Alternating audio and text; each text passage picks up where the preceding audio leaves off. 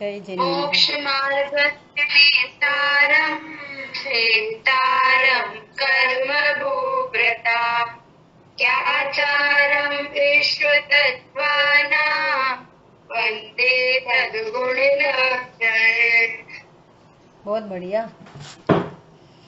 तत्वार्थ सूत्र जी ग्रंथ अध्याय 1 और सूत्र नंबर 30 पर कल अपनी चर्चा हुई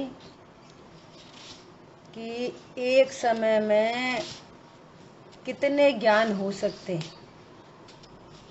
स्यादवाद में आंसर दिया कि एक समय में तो एक ही ज्ञान होता, लेकिन लब्धि रूप से 4 ज्ञान हो सकते हैं।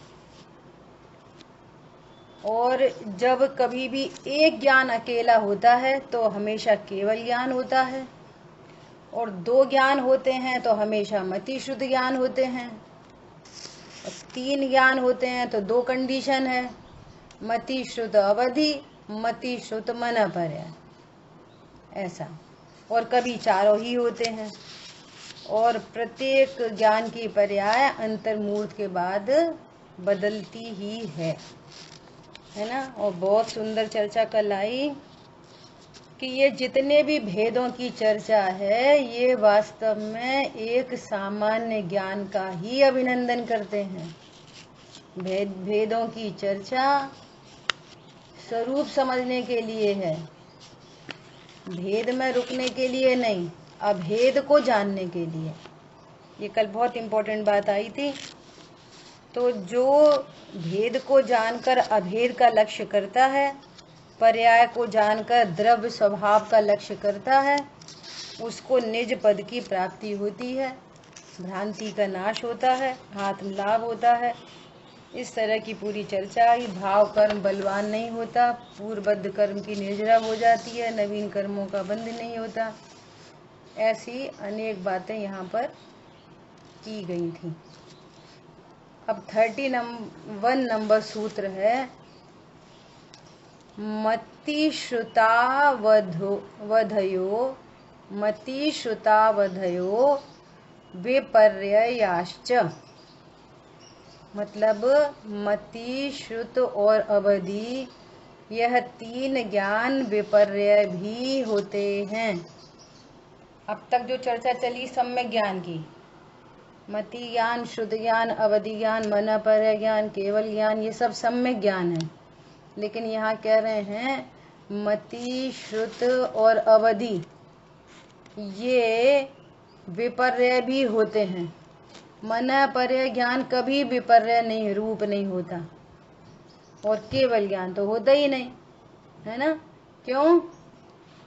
मन पर्य ज्ञान भावलिंगी संतों को प्रकट होता है और किसी किसी विशेष विशुद्धि के धारी को होता है। ये मन पर्य रिद्धि है, रिद्धि है ना। तो ये विपरीतता में प्रकट नहीं होता। ठीक है, देखो एक घटना बता रहे आपको कि ये जिनवाणी का स्वाद है कैसे काम आता है। जैसे अपन सुनते रहते हैं ना कि वहाँ पर पेड़ था तो किसी ने ऐसा बोला, हाँ ठीक है कुछ नहीं करते भूत प्रेत, ऐसा। तो वो आ गया सामने, फिर उसको परेशान करा उसने। ऐसी ऐसी अपन सुनते रहते हैं। तो एक बार ऐसा ही हुआ कि एक बार ऐसे बहुत अंधेरी जगह में, और वहाँ पीपल के 3-4 पेड़ थे, और मन मन में अंदर अंदर ऐसा चल रहा, डर भी लग रहा, और हाँ कोई कुछ नहीं करते, भूत प्रेत अपना कुछ नहीं करते, ऐसा अंदर अंदर में मन को समझाते हुए एक तरफ डर भी लग रहा, दूसरी तरफ कुछ नहीं, अपने कुछ नहीं करते, भूत प्रेत अपना कुछ नहीं करते, ऐसा। फिर तुरंत ख्याल में आया, अरे अगर वो लोग इस बात को, अपन कहानियां सुनते हैं, उनने सुन ली तो अपन तो अपने मन में विकल्प आ रहा है ना। और भूत प्रेतों को तो मन पर ज्ञान होता ही नहीं, एकदम निश्चिंत हो गए। ये ऐसा प्रयोग समझ आ रही बात। कोई व्यंतर आदि देव हुए हैं, तो उन देवों को तो मन पर ज्ञान होता ही नहीं। मन पर ज्ञान तो भावलिंगी संतों को होता है। अब हम चलते चलते भूत प्रेत के बारे में क्या विचार कर रहे हैं, और कदाचित कोई भूत प्रेत यहाँ पे हो भी हो तो वो थोड़ी हमारे मन की बात को जान लेगा। समझ आई बात? ऐसा। तो अब यहाँ पे क्या कह रहे हैं, उपरोक्त पांचों ज्ञान सम्यक ज्ञान है, किंतु मति, श्रुत और अवधि यह तीनों ज्ञान मिथ्या ज्ञान भी होते हैं। भाई साहब पता नहीं क्या कर रहे हैं, क्या कर रहे हो सर जी?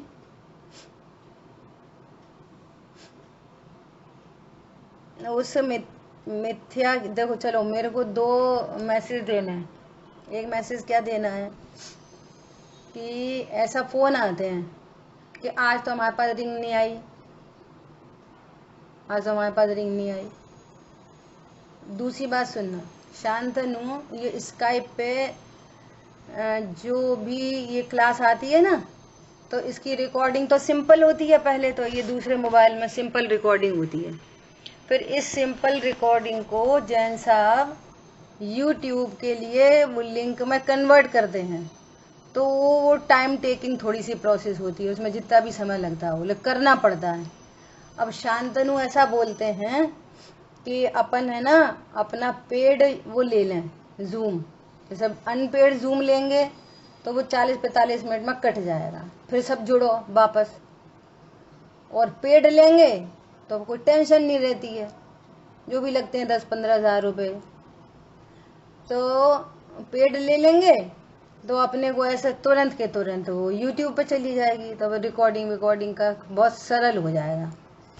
मुझे फिर आप लोगों का ऐसा विकल्प आता है, जूम मीटिंग में कोई घंटी नहीं जाती। जितनी जूम मीटिंग होती है व्यक्ति अपने आप अपने समय से जुड़ता है, और अपने पास तो ये सुविधा हो गई स्काइप की कि चलो भैया घंटी दे दो, तो अब घंटी की आदत पड़ गई। या हमारे पास तो आज घंटी नहीं आई, अरे घंटी नहीं आई तो अपने आप ज्वाइन कर लो, अपने समय पे अपने आप ज्वाइन करो, सुबह के टाइम पे, दोपहर के टाइम पे, शाम के टाइम पे। शाम की तो जूम मीटिंग है। तो अपना बहुत, अब तो मैच्योरिटी की बात है बहुत, है ना, ऐसे समझदारी से जूम ले लेंगे तो कोई घंटी बंटी नहीं जाएगी फिर। तो इस मीटिंग को भी अपन जूम की तरह जिम्मेदारी से ही ज्वाइन करें, ठीक है। दूसरी बात, एक मैसेज है आया कल्पना दीदी की क्लास में, वो मैसेज किसी महिला ने जो उसमें लीड करती है, उनने दूसरे लोगों को मैसेज भेजा कि आप मीटिंग को ज्वाइन करो, और तो आप वीडियो कैसे खोलो, कब खोलो, उसने पूरा वो भेजा है। तो वो मैं उनका मैसेज आपको इस ग्रुप पे भी डाल देती हूँ। मैसेज है उनका व्यवस्था बनाने के लिए। अपने यहाँ तो बहुत 1-2 लोग ही, 2 ही लोग, 3 लोग मुश्किल से वीडियो ऑन करते हैं, बाकी तो बिना वीडियो ऑन करे ही सुनते हैं। तो जितने वीडियो ऑन भी करते हैं तो वे कैसे सुने, कितना व्यवस्थित सुने। बोलिए सर जी, आप क्या कर रहे हैं? अनम्यूट करो पहले, आवाज ही नहीं आ रही। हम तो दीदी बाद में चालू करेंगे वीडियो, इंडिया आने के बाद, अभी नहीं कर रहे, अंधेरा है बिल्कुल। ठीक है। मेरे मोबाइल में सब गड़बड़ हो गए हैं, तो अभी मोबाइल से हम जुड़े हैं, उससे हम जुड़ नहीं पा रहे, और जो ग्रंथ हम इसमें निकालते थे इस वाले में, उससे नहीं निकल पा रहा। तो मैं इसमें निकालने की कोशिश कर रहा था, तो अब के पेज नंबर कितना चल रहा है, इसमें मिल गया है वो ग्रंथ, लेकिन बहुत छोटे छोटे हैं। तो अभी आप इसको रख दो और अभी शांति से सुनो। अभी तो मिल जाए तो ठीक है, नहीं मिल जाए तो पेज नंबर है 84 हमारे 86 है हमारे में, तो आपके में 84 होगा। यही नंबर है। चलो ठीक है, अब वो मोबाइल को रख दो आराम से सामने और निकाल लें बस। हाँ निकाल लो। चलो, तो अभी यहाँ पे क्या बात चल रही है, अभी आप बड़ी मुश्किल है। चलो, उस मिथ्या ज्ञान को कुमति ज्ञान, कुश्रुत ज्ञान और कुअवधि ज्ञान का दूसरा नाम है विभंग ज्ञान। अब ये पॉइंट बहुत समझने का है। जो सुअवधि ज्ञान होता है उसको तो अवधि कहते हैं, अवधि ज्ञान। लेकिन जो कुअवधि ज्ञान है उसका नाम विभंग ज्ञान भी कहते हैं। जिन जीवों को सम्यक ज्ञान है और उनको अवधि ज्ञान हुआ तो उसको विभंग नहीं कहते। मिथ्या दृष्टि वाले ज्ञान को, मिथ्या दृष्टि वाले अवधि ज्ञान को विभंग ज्ञान कहते हैं। ठीक है, अभी तक सम्यक ज्ञान का अधिकार चल रहा है। अब इस सूत्र में च शब्द से यह सूचित किया है कि यह तीन ज्ञान सम्यक भी होते हैं और मिथ्या भी होते हैं। ठीक है, सूत्र में विपर्य शब्द प्रयुक्त हुआ, उसमें अभी सुनना, बहुत बढ़िया बात आ रही है। कैसी कैसी चीजें अपने ज्ञान में जानने में आती हैं। क्या कह रहे हैं कि जो विपर्य शब्द है तो उस विपर्य में संशय, अनध्यवसाय गर्भित रूप से आ जाते हैं।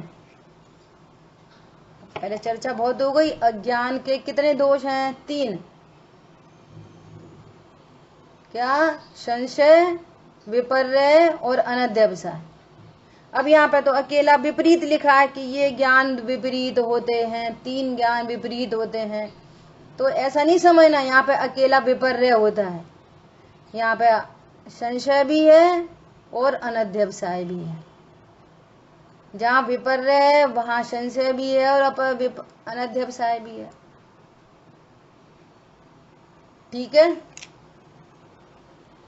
अब ये तो याद करानी जरूरत नहीं है। संशय किसको कहते हैं? जो 2 कोटि को स्पर्श करे। ऐसा है कि ऐसा है, संशय बना हुआ है।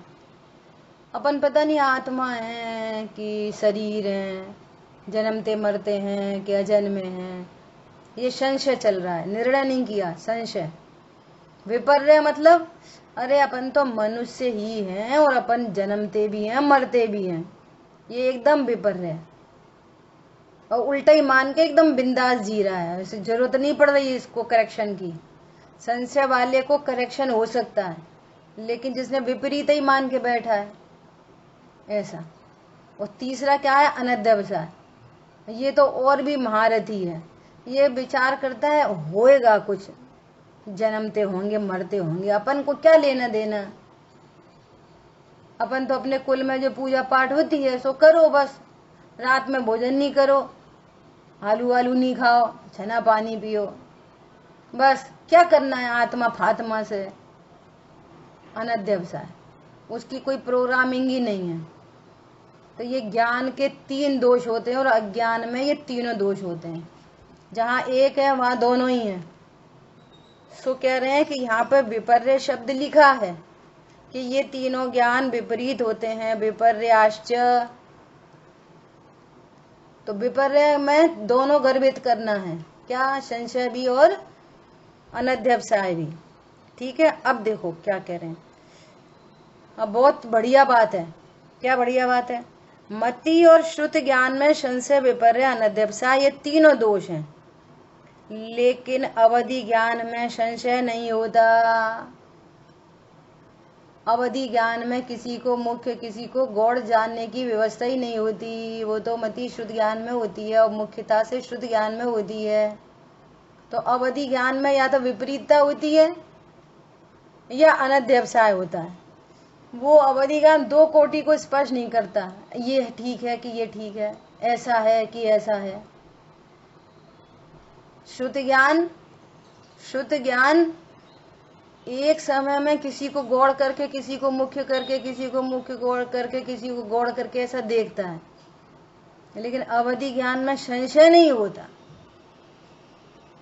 देखो एक और खास बात, जैसा ऐसा बोलते हैं ना, नय और प्रमाण। ज्ञान की पर्याय है 5, है ना? मति, शुद्ध, अवधि, मन पर, केवल ज्ञान। 5 ज्ञान की पर्याय है। समझो 5 सम्यक ज्ञान है। लेकिन नय कहाँ पर होता है? केवल ज्ञान में नय होता है? नहीं होता। अब हेतु बताओ क्यों नहीं होता?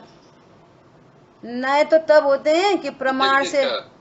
हाँ जी, वहाँ पूर्ण ज्ञान है इसलिए, प्रत्यक्ष ज्ञान है इसलिए। प्रत्यक्ष पूर्ण ज्ञान और प्रत्यक्ष ज्ञान से मतलब नहीं, सुनो, पूर्ण ज्ञान और प्रत्यक्ष ज्ञान से मतलब नहीं।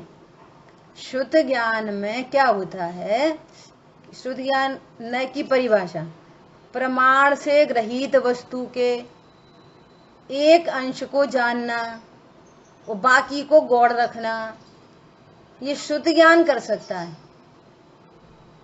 पूरे घर को जाना और हम खाली बेडरूम के बारे में चर्चा कर रहे, बाकी सब गौड़ है, उधर की तरफ चुप्पी है, उधर की तरफ हम देख ही नहीं रहे। केवल ज्ञान में तो व्यवस्था ही नहीं बनेगी, केवल ज्ञान गौड़ ही नहीं कर पाएगा, उसको तो सभी झलक रहा है।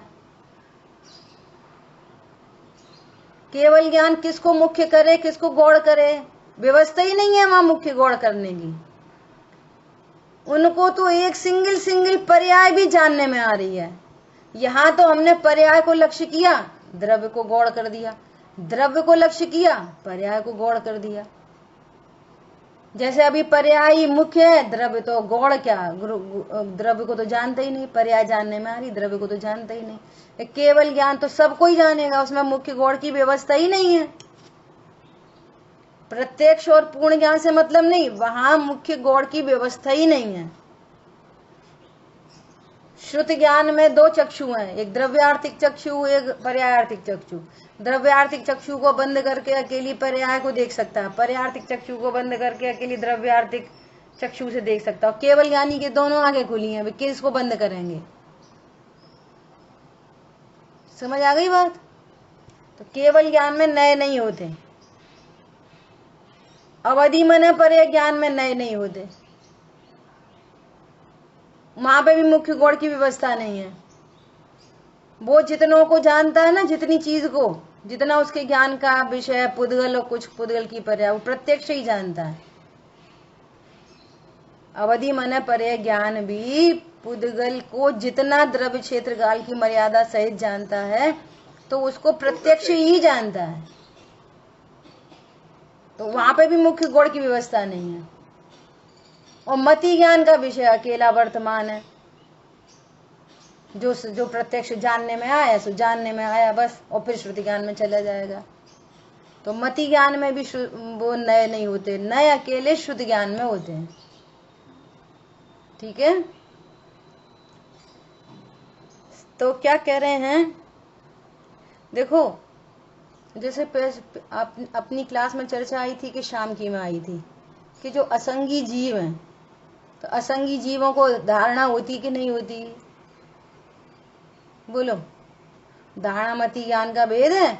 असंगियों को भी धारणा होती है, बिना मन के जीवों को धारणा होती है।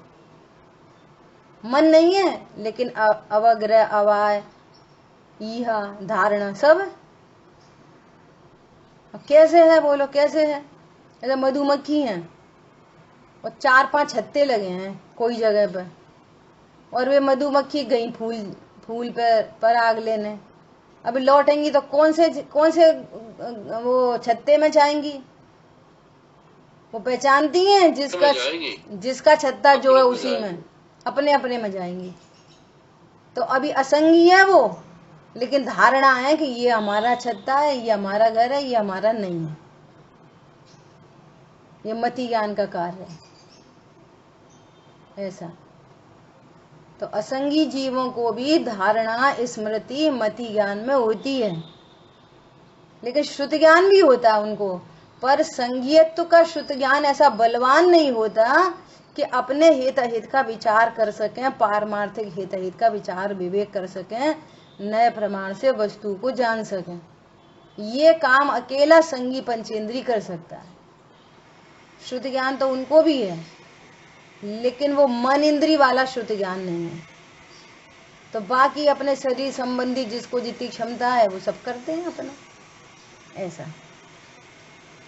तो क्या कह रहे हैं, अवधि ज्ञान में संशय नहीं होता, किंतु अनध्यवसाय अथवा विपर्य यह 2 दोष होते हैं, इसलिए उसे को अवधि अथवा विभंग कहते हैं।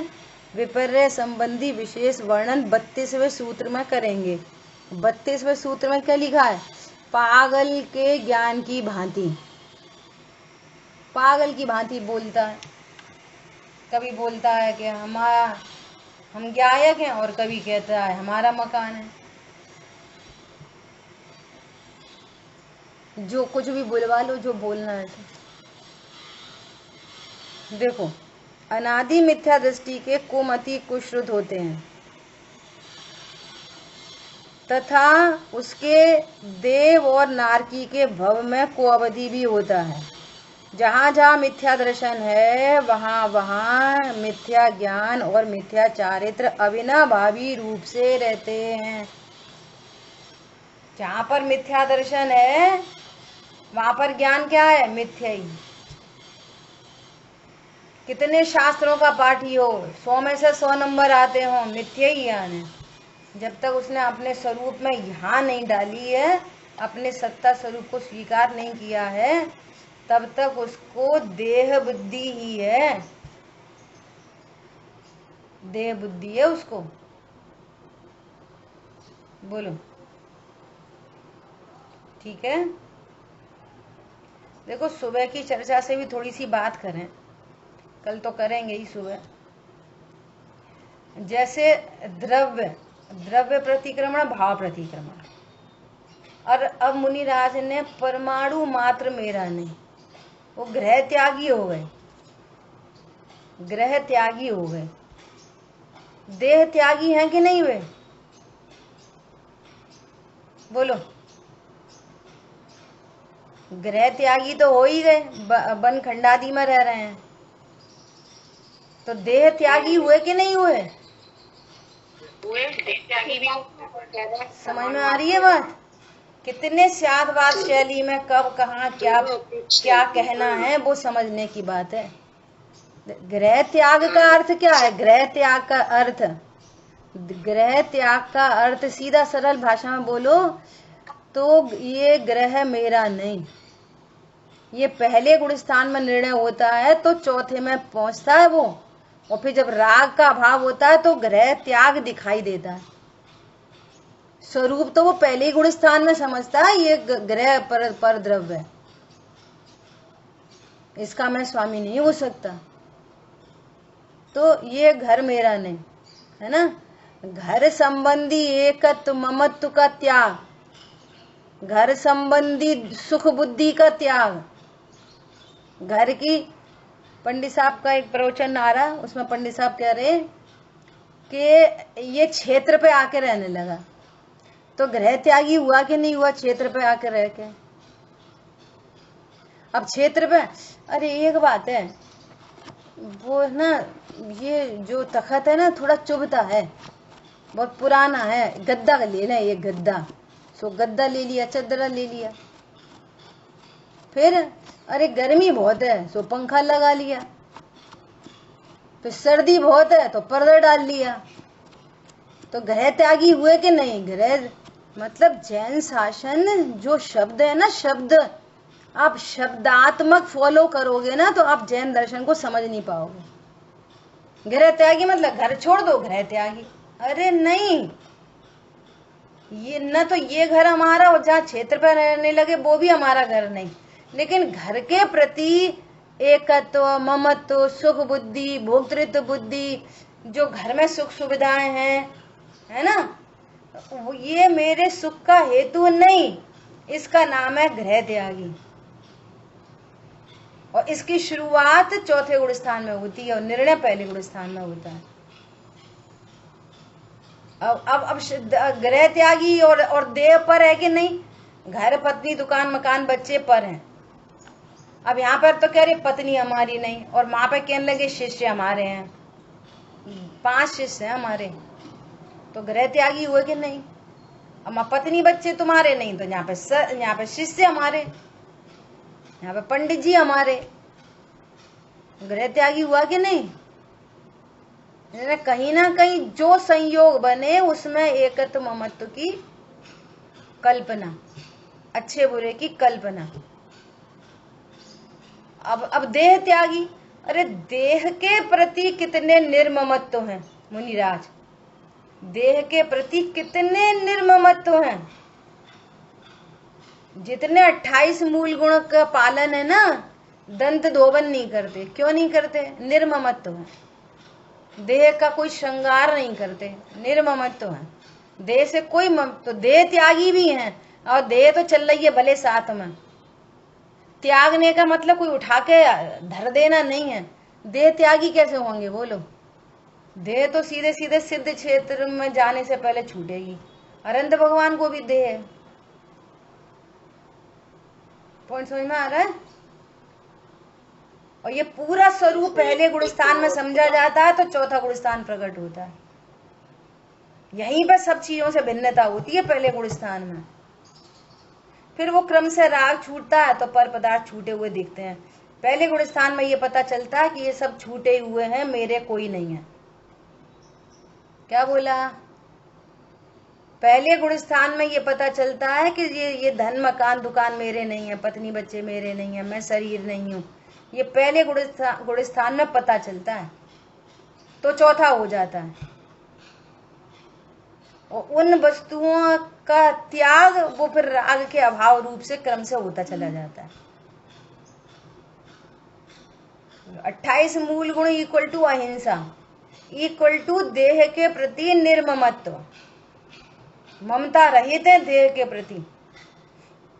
आहार लेते हैं तन को पोषण करने के लिए नहीं लेते, इतने देह के प्रति निर्ममत्व है।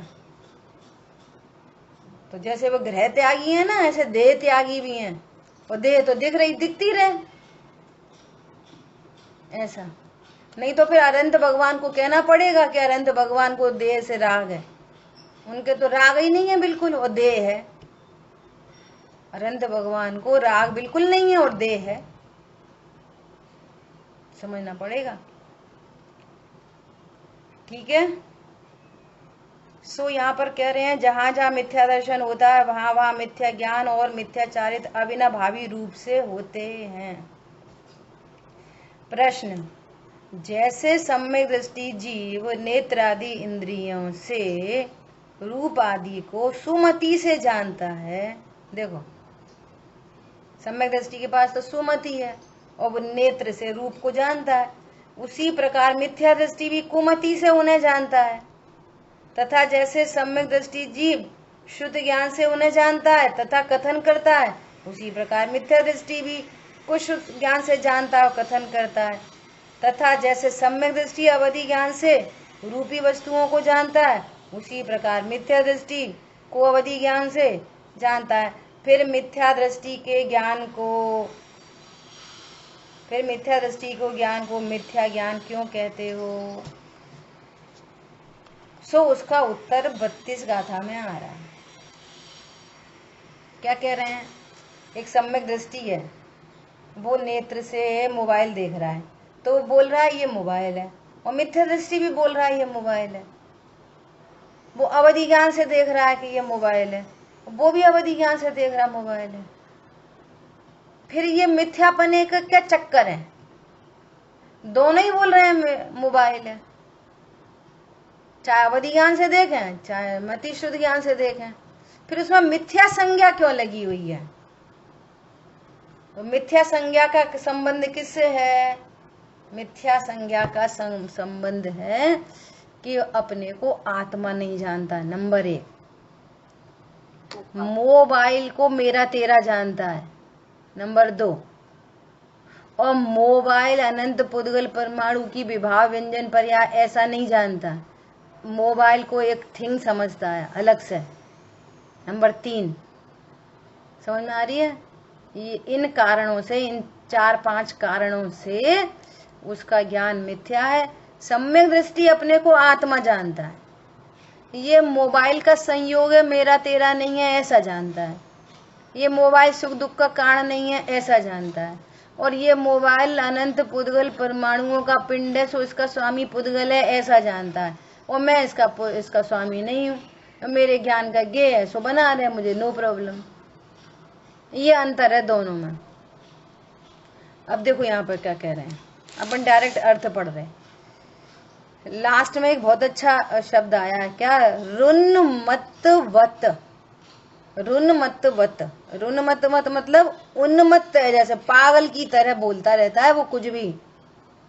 कैसा बोलता है? अपनी इच्छा से चाहे जैसा ग्रहण करने के कारण विद्यमान और अविद्यमान पदार्थ का भेद रूप ज्ञान न होने से कौन सी वस्तु सत है कौन असत है उसको कुछ ज्ञान नहीं है। भेद रूप ज्ञान न होने से पागल के ज्ञान की भांति मिथ्या दृष्टि का ज्ञान विपरीत अर्थात मिथ्या ज्ञान ही होता है। क्या बोल रहे हैं? उसको सत असत का विवेक नहीं है। अब ये सत असत क्या होती है?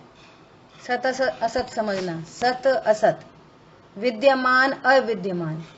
यहाँ पर जिन शासन में अविद्यमान मतलब है ही नहीं के अर्थ में कभी प्रयुक्त नहीं होता।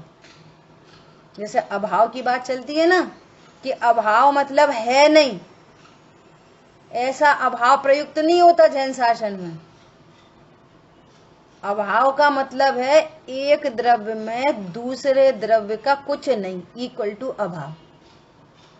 उसके चार वो बताए हैं, अत्यंत अभाव, प्राग अभाव, प्रध्वंस अभाव और अन्योन्य भाव। अतद भाव, अध्यात्म अतद भाव कहते हैं, है ना। इन अभाव की चर्चा तो है परंतु वस्तु ही नहीं है, ऐसा अभाव नहीं होता। ऐसी सत असत, विद्यमान अविद्यमान। अब जो विद्यमान ही नहीं है उसकी क्या बात करेंगे? तो यहाँ अविद्यमान मतलब एक द्रव्य में दूसरा द्रव्य असत है, अविद्यमान है।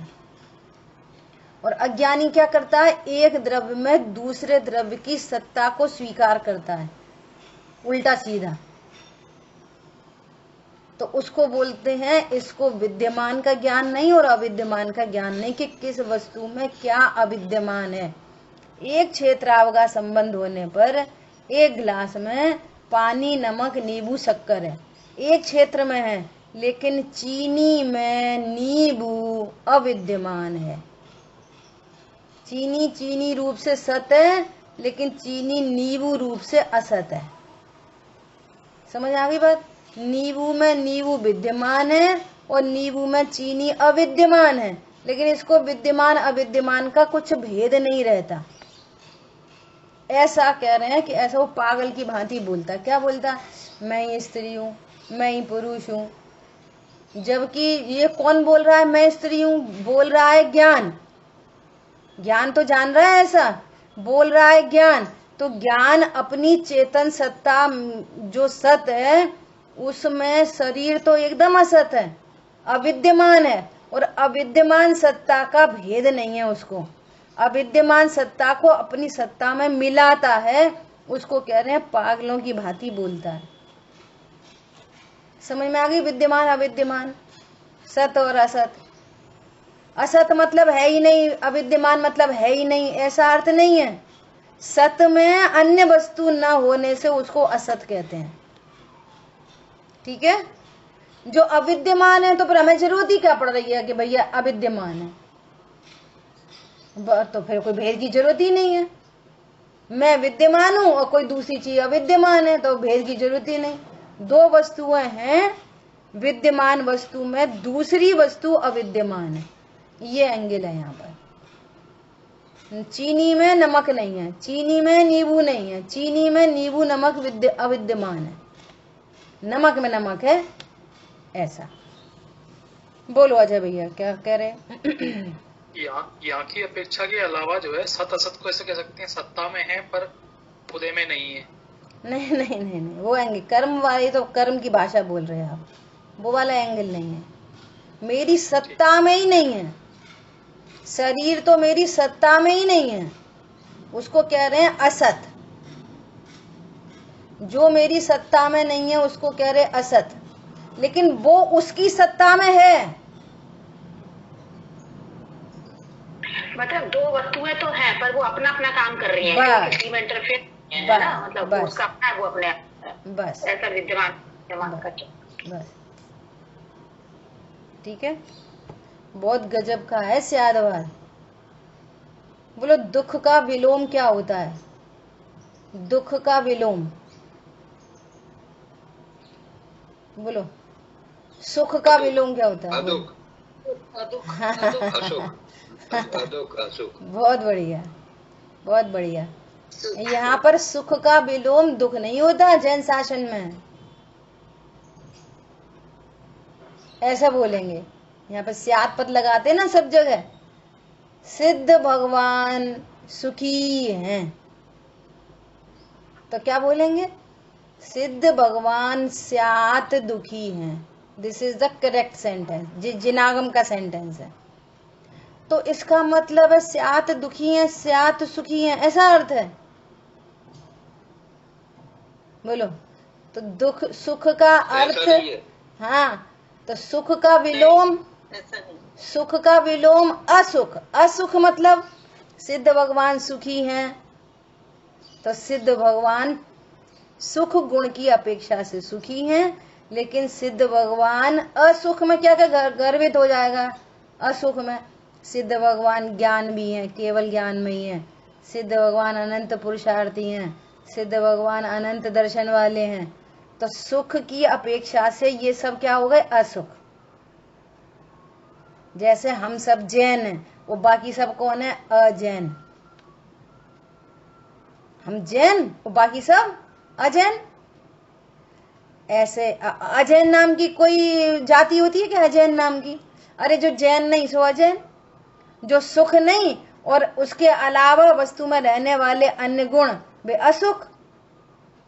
ऐसे विलोम होते हैं यहाँ पर, ऐसा स्यादवाद है। कौआ कैसा होता है? काला कि नीला? बोलो प्रीति। जैन शासन क्या कहता है? गजब का है जैन शासन। जैन शासन कहता है काला होता है कौआ, वैसे सब होता है उसमें। सुनो, रंग से काला होता है, रंग से नहीं, रंग से ही तो पूछ रहे। कौआ पंख की अपेक्षा से काला होता है।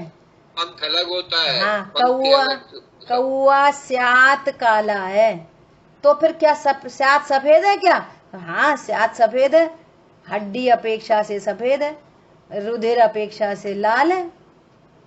कौआ पंचवर्णीय होता है, ऐसा जिन शासन कहता है। स्यात् पद में जिनका हमने कथन नहीं किया वे उसको बोलते हैं अनुक्त। जो कहा नहीं गया उसको भी कंसीडर करता है स्यात् पद। ऐसा है ज्ञात स्यात् पद की महानता। स्यात् पद मतलब जो कथन नहीं किया गया और स्यात् लगा दो तो आप समझ लो कि इसमें कुछ और भी कंसीडर है। जो अनुक्त है, जो बोला नहीं गया, तो वो भी अंडरस्टूड हो जाएगा। क्या सिद्ध भगवान अकेले सुखी हैं? ज्ञान नहीं है उनमें, अनंत वीर नहीं है, दर्शन नहीं है। तुम ऐसा बोलोगे सिद्ध भगवान सुखी ही होते तो तुमने अनंत गुणों का नाश कर दिया, तुम एकांती हो गए। और स्यात् सुखी बोलोगे तो उसमें अनंत गुणों की अपेक्षा गर्वित हो जाएगी स्यात् पद लगाने से। क्या बोला? अरे अकेले सुख नहीं, ज्ञान भी है, श्रद्धा भी है, चारित्र भी है, प्रभुत्व भी है, विभुत्व भी है, अस्तित्व भी है। तो उस स्यात् पद ने सिद्ध भगवान में रहने वाली अनंत शुद्ध पर्यायों को कंसीडर कर लिया, जो अनुक्त थे, जो कहे नहीं गए थे। ठीक है, ऐसा होता है स्यात् पद। आपने ये भी तो बताया कि जहाँ स्याद नहीं लगा ही लगा वहाँ स्यात् ही समझना चाहिए। ये बहुत इम्पोर्टेंट बात है। हाँ। जहाँ ही लगा है ना, तो वो पर्टिकुलर अपेक्षा को दृढ़ कराने के लिए ही बोला जा रहा है, परंतु वहां पर भी स्यात् लगा ही समझना चाहिए। स्यात् लगा ही है, हर जगह स्यात् लगा ही है। वीर सागर जी जब पढ़ा रहे थे वो कह रहे कि सिद्ध भगवान स्यात् सुखी होते, तो सीधे सीधे अपन को विलोम क्या दिखाई देता है? अच्छा, तो कथनचित सुखी होते, कथनचित दुखी होते। भाई साहब समझ में नहीं बैठ रही ये वाली बात है। बोले धैर्य रखो, बताएंगे बताएंगे बताएंगे बताएंगे। ऐसी गजब की बात है ये जैन शासन है ना, बहुत ब्रॉड माइंड चाहिए। अभी बहुत सारे प्रश्न आए ऐसे। पिछले सैटरडे को एक क्लास हुई उनकी शंका समाधान की। एक उन्होंने वो भेजा स्यात पद का, एक वो भेजा उन्होंने। किसी ने ऐसा ऐसा वो जैसे कार्टून आते ना न्यूज़पेपर में, मैगजीन में, तो अपन ने पढ़ा था, अपन को उसमें कठिनाई नहीं आनी चाहिए। अपन ने निक्षेप पढ़े थे, नाम निक्षेप स्थापना, एक पढ़े थे, नाम स्थापना द्रव्य भाव। किसी का नाम रख दिया, उसमें गुण हो नहीं हो, नाम रख दिया बस। महावीर नाम रख दिया, सो वो महावीर भगवान थोड़ी समझेंगे उसको, नाम निक्षेप है अकेला। ठीक है, तो नाम निक्षेप तो किसी का कोई भी रखा जा सकता है, लड्डू पड्डू, महावीर, सिद्धार्थ, ऐसा रखा है। राम श्याम रखते कि नहीं रखते, नाम निक्षेप है अकेला। तो एक है ना, किसी का कार्टून आया ऐसे, तो भाई साहब ने ग्रुप पे भेजा, एक कार्टून आया, तो उसमें लिखा था कि है ना, मेरी भैंस ने अंडा दिया, मेरी भैंस ने अंडा दिया, ऐसा। तो उसने पूछा कि तू पागल हो गया क्या, भैंस अंडा देती है क्या? तो मैं क्या बोल रहा हूँ भैंस अंडा देती है, मैंने मेरी मुर्गी का नाम भैंस रखा है, नाम स्थापना है, नाम निक्षेप है, नाम निक्षेप से मैं तो उसको भैंस बोलता हूँ। समझ में आ रही है? तो उन्होंने बोला देखो स्यात पद के प्रयोग कार्टून में, जिन शासन स्वीकार करता है इस बार। बोले तुम ब्रॉड माइंड नहीं रखते ना, एक जगह ऐसा लिखा अभव्य को भी सम्यक दर्शन हो सकता। ओ अभव्य को सम्यक दर्शन हो सकता कोई, अरे ब्रॉड माइंडेड बनो। किसी बच्चे का नाम अभव्य है तो क्या प्रॉब्लम है, और उसको सम्यक दर्शन हो गया, वो भव्य था। ऐसे प्रयोग स्यात पद के। हमें तो संकीर्ण बुद्धि होती है ना, उतना सुना उतना ही समझ के भैया फिक्स रहते बस। यहाँ चाहिए एकदम ब्रॉड माइंडेड। तो झगड़े नहीं होते, झगड़े नहीं झगड़े बगड़े नहीं होते, फिर शायद झगड़े नहीं होते, इतनी सहजता रहती है।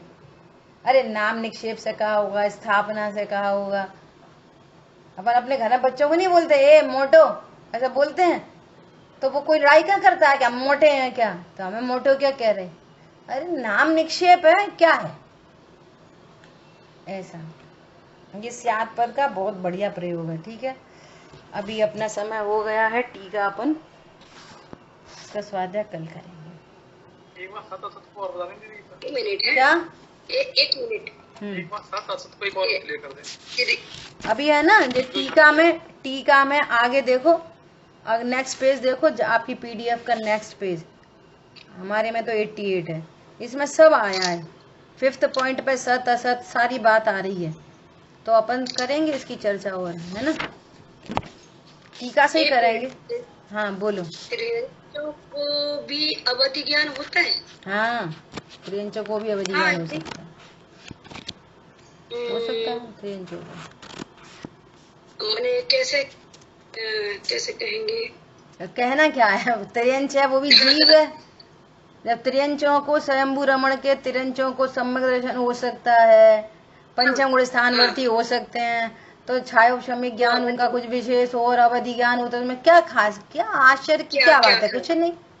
सही बात है। अब इसमें कैसे वैसे का कुछ वो नहीं है, कैसे का कोई प्रश्न है, कोई आंसर नहीं है, स्वरूप है। त्रियंचों को भी हो सकता है, सम्यक को जब हो सकता है तो अवधि ज्ञान की क्या बात है। हाँ ऐसा, ठीक है, हो पंचम गुण स्थानवर्ती पहुंच जाते हैं त्रियंच गति के लिए, ऐसा। बिल्कुल ठीक है, सही। जिन वाणी के ज्ञान से सूझे लोकालोक, सो वाणी मस्तक नम सदा देत हूँ धूप। बोलिए द्वाशांगमयी जिनवाणी माता की जय। जय जिनेन्द्र सभी को। जय जिनेन्द्र सभी को।